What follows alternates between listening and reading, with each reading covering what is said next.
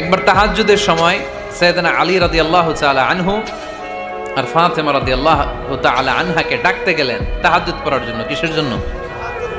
যে ডাকলেন, দরজায় কড়া নাড়লেন, আলী ওঠো, ফাতিমা ওঠো। কিন্তু সাইয়েদনা আলী রাদিয়াল্লাহু তাআলা আনহু বললেন কি জন্য উঠবো? আল্লাহ রাসূল সাল্লাল্লাহু আলাইহি ওয়াসাল্লাম বললেন তাহাজ্জুদের জন্য। আলী রাদিয়াল্লাহু তাআলা আনহু একটু কৌশল করে বললেন, আমাদের রুহু তো আল্লাহর হাতে। রুহু কার হাতে? আল্লাহ যখন রুহু ফিরাই দিবে তখন ঠিকই উঠবো, পড়বো তাহাজ্জুদের নামাজ, পড়বো রুহুটা ফিরে আসুক, পড়বো। একটু কৌশল করলেন। তো রাসূল সাল্লাল্লাহু আলাইহি ওয়াসাল্লাম এই কৌশলটারে পছন্দ করলেন না। রাসূল চাইছেন আমি বলা মাত্রই যেন উঠে যায়। রাসূল সাল্লাল্লাহু আলাইহি ওয়াসাল্লাম তখনও রেগে গেলেন। বুখারীর বর্ণনা, তিনি ফিরে আসতেছিলেন আর রাগে নিজের রানের মধ্যে চাপড়াচ্ছিলেন এরকম, ওয়াকারাল ইনসানু আকসারা শাইইন জাদালা। আরে মানুষ কত ঝগড়া করতে জানে, আরে মানুষ কত তর্ক করতে জানে, মানুষ যে কত ঝগড়া করে, মানুষ যে কত তর্ক করে, নিজের উপর নিজে ঝাল মিটাচ্ছিলেন রানের মধ্যে চাপড়াতে চাপড়াতে। সুবহানাল্লাহ পড়েন। আক্রমণ করলে রাখতেন না, ওটের নারী ভুঁড়ি চাপিয়ে দিলে রাখতেন না, কিন্তু ধর্মীয় বিধান লঙ্ঘিত হলে বিশ্বনবী রেগে যেতেন, চিল্লা এখন সুবহানাল্লাহ। এজন্য মুত্তাকিদের 2 নাম্বার বৈশিষ্ট্য আল কাযিমিনাল গায়দ, রাগকে সংবরণ করতে হবে। রাগ দেখানো যাবে না। রাগ দেখাবেন, কি করবেন? নিয়ন্ত্রণ করব। একজন নিয়ন্ত্রণ করবে শুধু, আর আপনারা কোপায় ফেলাইবেন সব। মাশাআল্লাহ। আরে বলো কি করবা? এভাবেই তো সমাজ পরিবর্তন হয়। শুনতে হবে তো আমার কথা, শুনতে হবে, জানতে হবে, দেন মানতে হবে। পরিবর্তনটা আস্তে আস্তে হয়। এই গুণে ধরা সমাজ এমনি নষ্ট হয় নাই, দীর্ঘদিনে নষ্ট হয়েছে। এটা ঠিক করতে হইলে আমাদের দীর্ঘ সময় লাগবে, দীর্ঘদিন লাগবে, অনেক ঘাম ঝরাতে হবে, অনেক পথ যেতে হবে, মাইলস টু গো। ঠিক কিনা? তাহলে রাগ দেখানো যাবে না। রাগকে কি করব? কন্ট্রোল করব। সবাই রাজি? যারা হাত তুলছিলা যে আমার রাগ বেশি, তোমাদের জন্য tips, how to control anger, কিভাবে রাগ কমাতে হয়। আল্লাহ রাসূল সাল্লাল্লাহু আলাইহি ওয়াসাল্লাম এটাও শিখাই দিয়েছে। শুধু হুজুরই কইছে সুবহানাল্লাহ।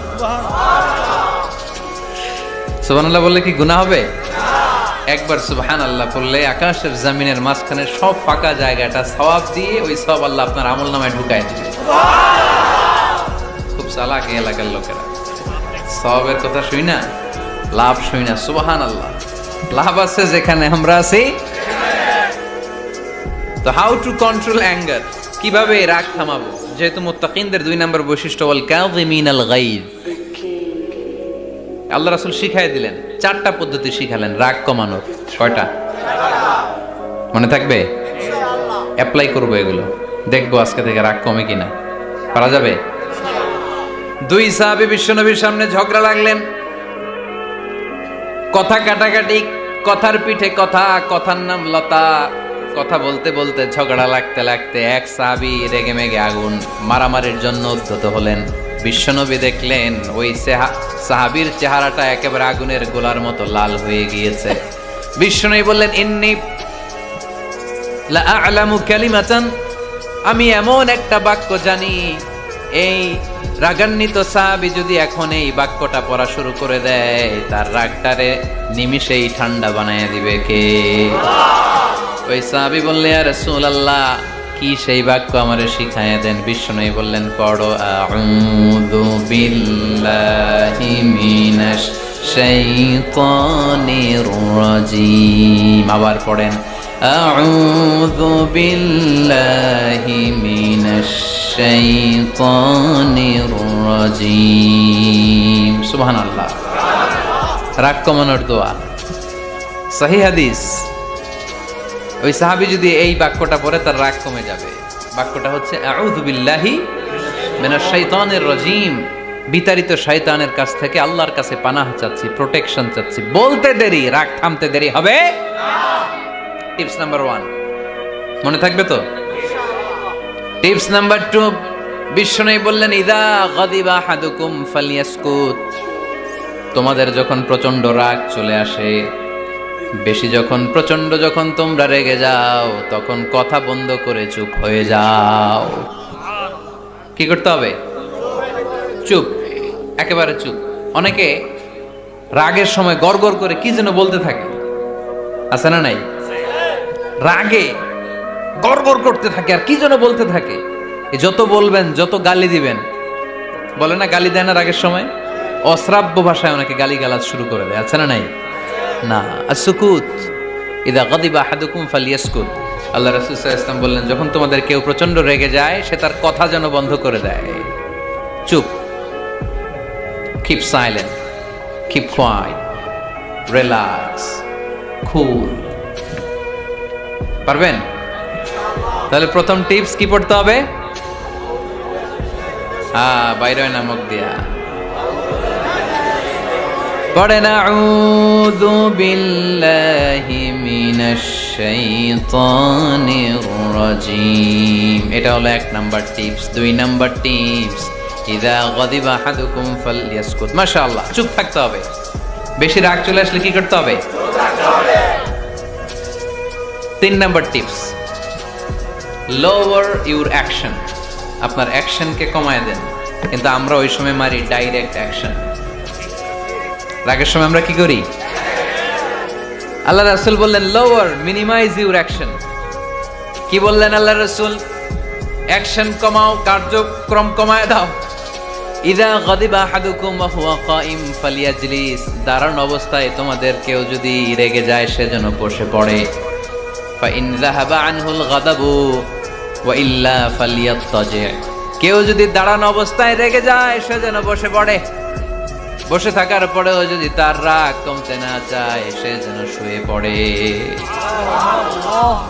তাহলে দাঁড়ানো অবস্থায় রাগ আসলে কি করবেন?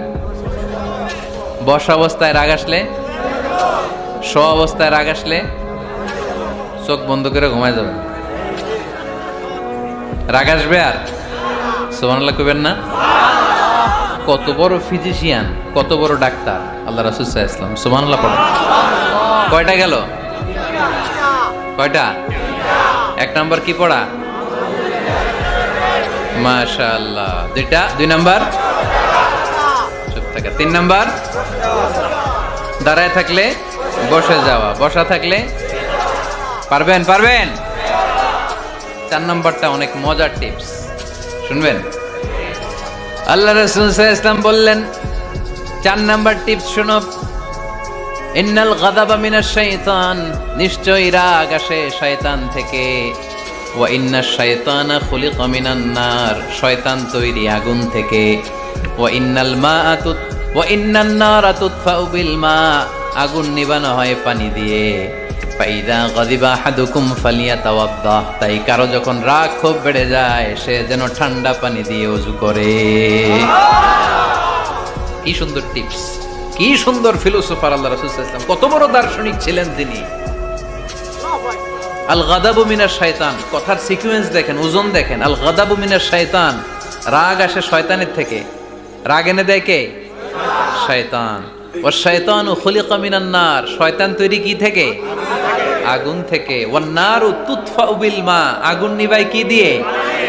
ফাইদা গাদিবা আহাদুকুম ফালিয়াতাওয়াদ্দা। তাই তোমাদের কেউ যখন রেগে যায়, সে যেন পানি দিয়ে ওযু করে নেয়। পারবেন? ওযু করে ফেলবেন ঠান্ডা পানি দিয়ে। ঠান্ডা পানি মাথায় দিবেন, চোখে পানির ঝাপটা দিবেন। আপনার রাগকে ঠান্ডা করে দিবে কে? তাহলে আওয়াজ করে বলেন, রাগ কমানোর 1 নাম্বার ফর্মুলা কি?